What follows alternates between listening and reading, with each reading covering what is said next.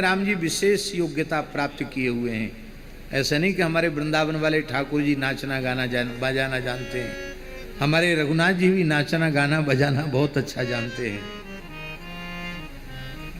गांधर्वे च विशारदा, तो राम जी लक्ष्मण जी ने जब सुनाया तो कहा बाबा कल आकर हम फिर सुनाएंगे, आप कुछ लिख कर दे दीजिए। तब गोस्वामी जी पद लिखने लगे, पद लिख लिख करके एक एक पद रोज देते और ठाकुर जी दूसरे दिन आकर के गा करके सुनाते। इस तरह से संपूर्ण गीतावली सरकार ने तुलसीदास जी ने रोज रोज बना करके दिया है। जो जो लीलाओं का अनुभव होता वो लिख लेते और वो ठाकुर जी को सिखाते और दूसरे दिन ठाकुर जी गाकर सुना देते। इस तरह से संपूर्ण गीतावली का गायन सरकार ने अपने कंठ से किया। जब गीतावली पूर्ण हो गई और वे नहीं आए, तब गोस्वामी जी को विरह हुआ। तब सरकार ने कहा कि वो बालक सामान्य बालक नहीं, हम राम लक्ष्मण ही बाबा नित्य आपके पास गीतावली का प्राकट्य कराने के लिए आते थे। ये गीतावली भगवान के कंठ से स्वयं गाई हुई, भगवान को अत्यंत प्रिय है। अब हम श्री दीनबंधु दास जी ने जहाँ कल कथा का विराम किया था वहां से आगे कथा का आरंभ करें। सबसे पहले हमें यह अनुभव करना चाहिए कि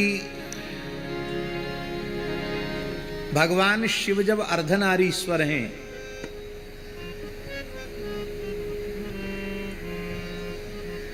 अर्धनारीश्वर का अर्थ है श्री सती हो अथवा भगवती उमा हो, उनका अर्धांग ही है और भगवान शिव से भिन्न नहीं है।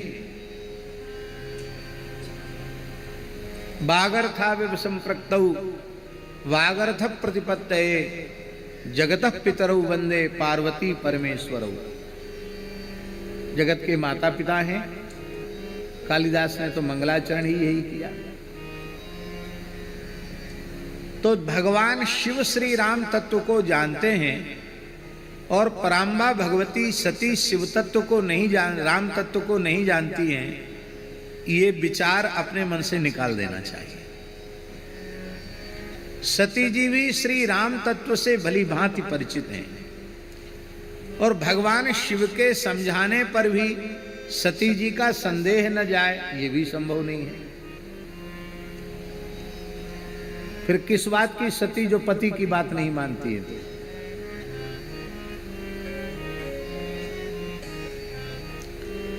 फिर भगवान शिव से आकर झूठ बोल देना, कछु न परीक्षा लीन गुसाई कीन प्रणाम तुम्हारे ही नाई। ये सुनकर और आश्चर्य होता है, ये सब लीला है क्या? मूल बात यह है कि यह वस्तुतः अभिनय है, वस्तुतः यह नाट्य है। भगवान शिव और उनकी आह्लादनी शक्ति, उनकी अर्धांगिनी महासती भगवती सती, ये अभिनय करके दिखा रही हैं कि शिव से बड़ा कोई नहीं और सती से बड़ी कोई नहीं। पर यदि सती भी सत्संग की उपेक्षा करती हैं, कथा कीर्तन की उपेक्षा करती हैं, तो उनको भी इतना दंड सहन करना पड़ेगा। फिर कौन है ऐसा सृष्टि में जो कथा कीर्तन सत्संग की उपेक्षा करे और सुखी रह सके?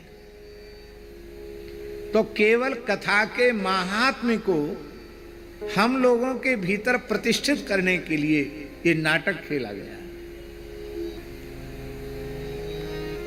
जो कथा कीर्तन में प्रेम नहीं रखता है, जो प्रभु के प्रति संदेह रखता है, जो प्रभु के प्रति अपराधी है, उसके प्रति वैष्णव का भक्त का कैसा व्यवहार होना चाहिए, ये शिक्षा देते हैं भगवान शिव। सती का हृदय से त्याग कर देते हैं और फिर वह भाव, अर्धांगिनी का भाव सती के प्रति रखते ही नहीं। इससे अधिक प्रायश्चित की आवश्यकता नहीं।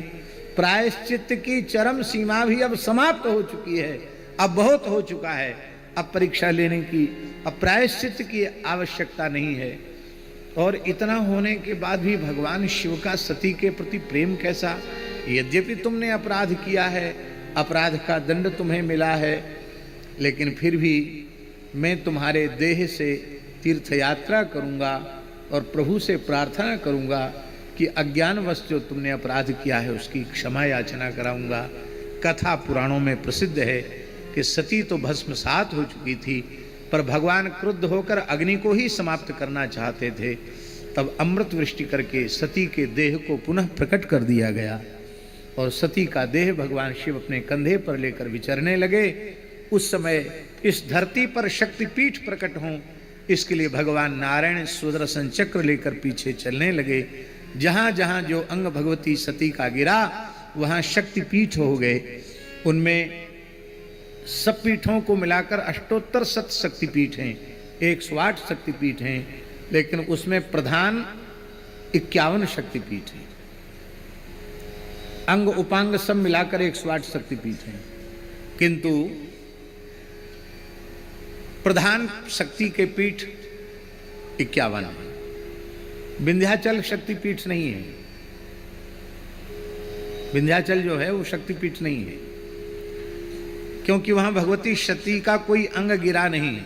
तब क्या है विंध्याचल? विंध्याचल पर साक्षात भगवती निरंतर अपने अंग उपांग और अपने संपूर्ण लावण्य, अपने संपूर्ण ऐश्वर्य, अपनी संपूर्ण रिद्धि सिद्धि के सहित भगवती निरंतर विंध्याचल में विराजती हैं। इसलिए धरती पर जितने शक्तिपीठ हैं उनमें सर्वोपरि श्री विंध्याचल है। जहां विंध्यवासिनी भगवती विराजती हैं उसे भगवती का लोक ही कहा गया, मणिद्वीप कहा गया, सिद्ध है वो। तो विंध्याचल की महिमा सर, वहां अंग नहीं गिरा, वहां सर्वांग सुंदरी भगवती ही वहां निवास करती हैं। कहां से गई हैं रहने के लिए? कहां से गई हैं आप सबको पता है। मार्कंडेय पुराण का श्लोक है, नंद गोप गृहे जाता यशोदा गर्भ संभवा ततस्तौ नाशयिष्यामि विंध्याचल निवासिनी। ये श्री कृष्ण की बड़ी बहन है। नंद गोप गृहे जाता, नंद बाबा के घर में उत्पन्न हुई है, यशोदा जी के गर्भ से उत्पन्न हुई है, श्री कृष्ण की सगी बहन है जो वहां विराजती हैं। बोलो विंध्यवासिनी माता की जय। दूसरी एक प्रेरणा इस चरित्र से यह है कि दो की परीक्षा कभी नहीं लेनी चाहिए।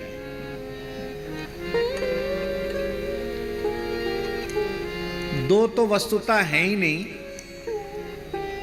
लेकिन सुस्पष्ट करने के लिए दो कह दिया जाता है। संत सदगुरु दो नहीं है, संत ही सदगुरु है, सदगुरु ही संत है।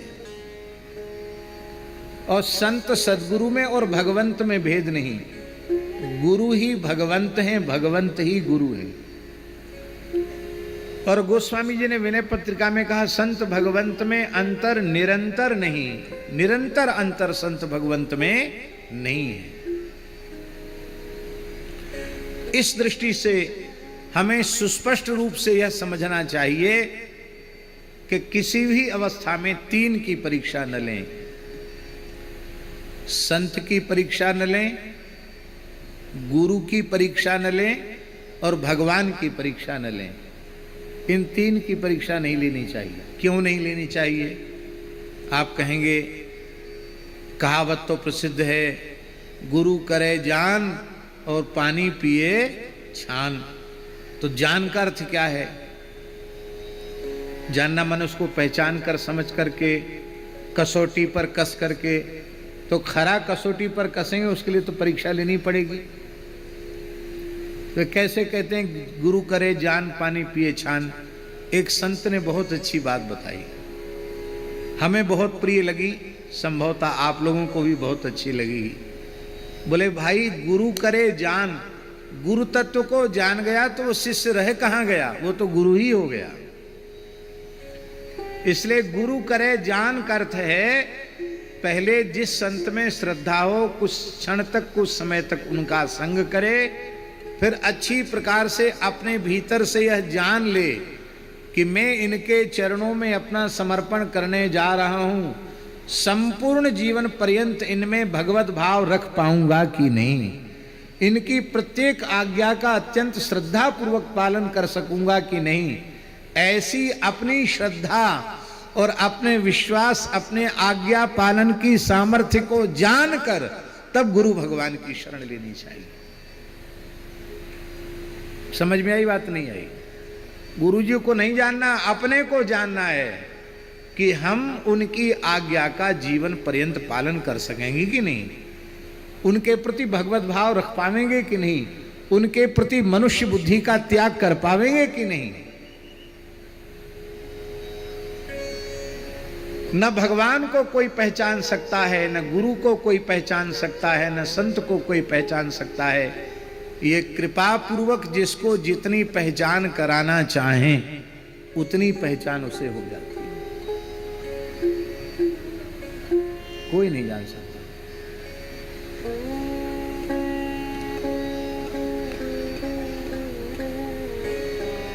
और एक बड़ी विलक्षण बात है, भगवत स्वरूप, भगवत प्राप्त सिद्ध संत सद्गुरु जब तक हम लोगों के निकट रहते हैं तब तक हम लोग उनको बिल्कुल नहीं पहचानते हैं। उनकी लीलाओं को देखकर लगता है कि तो हमारे जैसे ही है, लेकिन जब अकस्मात वे अंतर्धान हो जाते हैं, उनका वियोग हो जाता है, तब पीछे से हमको सिर कूटना ही शेष रह जाता है कि हाय हाय, इतने समर्थ महापुरुष की सन्निधि और उनकी कृपा प्राप्त करने के बाद भी हमने अपने जीवन में कोई परिवर्तन नहीं ला पाया। और ये होता क्यों है? ये होता ये है कि उनकी उपस्थिति को जैसा महत्व हमें देना चाहिए था वैसा महत्व हमने उनकी उपस्थिति को नहीं दिया। प्रत्यक्ष में भक्त भगवंत की इस गुरु की उपस्थिति का जो महत्व दे देते हैं उनको फिर पश्चाताप नहीं करना पड़ता है। बोलो भक्तवत्सल भगवान की जय। यही नाटक खेला जा रहा है। जय सच्चिदानंद जग पावन, हस कही चले मनोज न सावन। और केवल इतना कहकर चले ही नहीं, उनके शरीर में अष्ट सात्विक भाव प्रकट हो गए। अश्रु कंप